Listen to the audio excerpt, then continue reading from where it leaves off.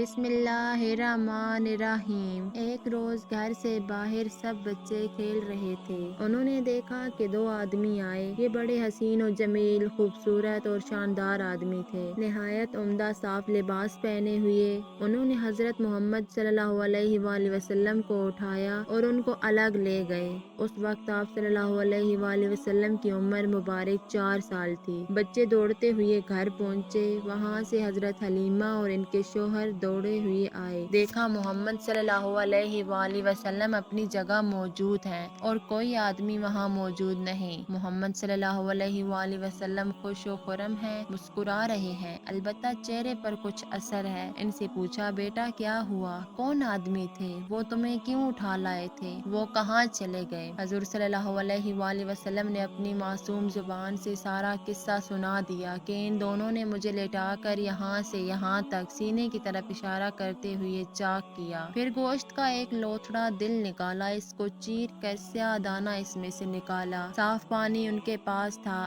اس سے دھویا، پھر اس کو اپنی جگہ رکھ دیا اور ٹھیک کر کے چلے گئے۔ مجھے تکلیف کچھ نہیں ہوئی بلکہ ٹھنڈک سی معلوم ہوئی اور ابھی تک معلوم ہو رہی ہے۔ حضرت حلیمہ اور حضرت حارث نے حضور صلی اللہ علیہ وآلہ وسلم کو پیار کیا، سینے سے لگا کر گھر لے آئے۔ دوسری بار شق صادر کا واقعہ آپ کو 10 سال کی عمر میں پیش آیا۔ یہ حضرت ابو ہریرہ سے صحیح ابن حبان اور دلائل ابن نعیم وغیرہ میں مذکور ہے۔ جب دوسری مرتبہ شق صادر ہوا تو آپ صلی اللہ علیہ وآلہ وسلم خوف زدہ ہو کر جلدی سے اپنی والدہ کے پاس چلے گئے اور سارا ماجرا بیان کیا۔ آپ کی والدہ یہ بات جانتی تھی کہ آپ پر ضرور نبوت ہوگی۔ آپ صلی اللہ علیہ وآلہ وسلم کو تسلی دی اور گود میں بٹھا لیا۔ اللہ نے ایسا کر کے آپ صلی اللہ علیہ وآلہ وسلم کے قلب کو دنیاوی خواہشات سے پاک کیا اور اس کے بعد آپ صلی اللہ علیہ وآلہ وسلم ایک اللہ سے رجوع کرنے لگے اور بتوں کی پوجا کرنے کی بجائے اللہ کی عبادت کرتے، جیسا کہ ان سے قبل انبیاء نے ایک اللہ کی عبادت کا حکم دے رکھا تھا۔ آپ صلی اللہ علیہ وآلہ وسلم رات کے تیسرے پہر غار حرا میں تشریف لے جاتے اور اللہ کی یاد اور تسبیح میں مصروف رہتے، حتیٰ کہ آپ کی عمر مبارک 40 برس ہو گئی اور وہ مبارک دن آ ہی گیا جب اللہ نے آپ صلی اللہ علیہ وآلہ وسلم کو نبوت عطا فرمائی اور پہلی وحی کا نزول ہوا۔ یہ 27 رجب کی مبارک رات تھی۔ حضرت محمد مصطفیٰ صلی اللہ علیہ وآلہ وسلم رات کے تہائی حصے میں غار حرا میں عبادت میں مصروف تھے کہ اچانک جبرائیل علیہ السلام آپ صلی اللہ علیہ وآلہ وسلم کی خدمت میں حاضر ہوئے،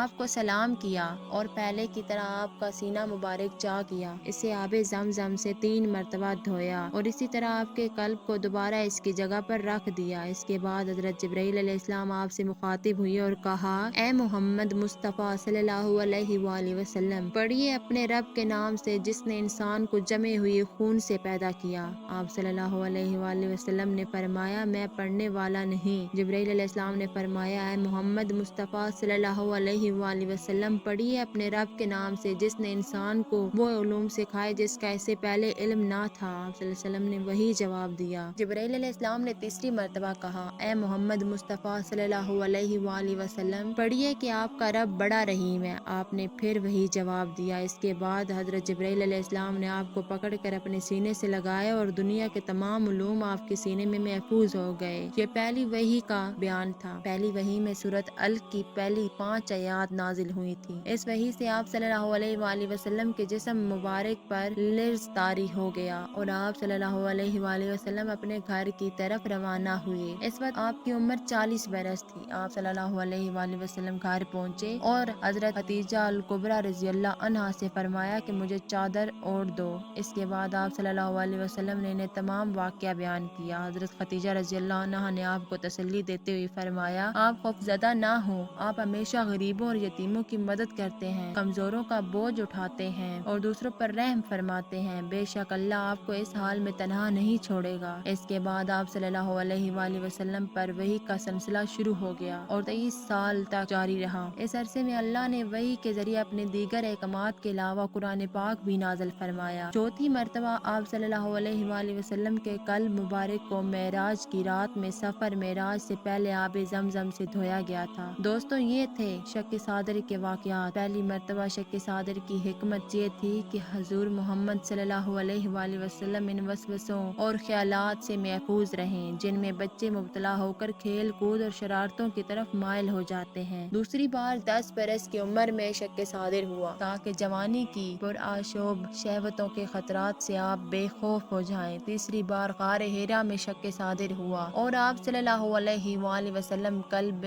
میں نور سکینہ بھر دیا گیا تاکہ آپ وحی الہی کے عظیم اور گراں بار بوجھ کو برداشت کر سکیں۔ چوتھی مرتبہ شب معراج میں آپ صلی اللہ علیہ وآلہ وسلم کا مبارک سینہ چاک کر کے نور و حکمت کے خزانوں سے معمور کیا گیا تاکہ آپ کے قلب مبارک میں اتنی وسعت اور صلاحیت پیدا ہو جائے کہ آپ دیدار الہی کی تجلیوں اور کلام زبانی کی ہستیوں اور عظمتوں کے متمل ہو سکیں۔ اس واقعہ کا نام شر صادر بھی ہے۔